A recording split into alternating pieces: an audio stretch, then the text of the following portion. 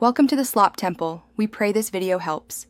You start by opening Roblox and signing in with the account that bought the item. This ensures ownership shows up. Once signed in, go straight to your avatar menu and tap Inventory. This centralizes everything you own. Make sure to use the built-in filters, accessories, gear, packages, or bundles.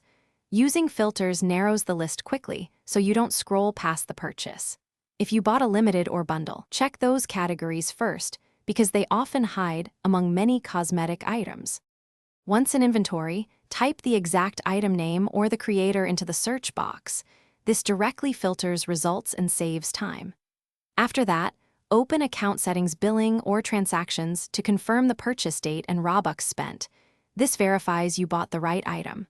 Then visit the item's product page. There you learn if it's equipable, wearable, or marked as limited. Knowing those attributes explains why it might not appear on your avatar, or why it cannot be resold.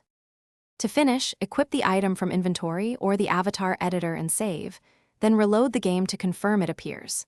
If the item is missing, make sure you didn't receive a refund, that parental or family settings aren't blocking it, and that you're on the correct linked account.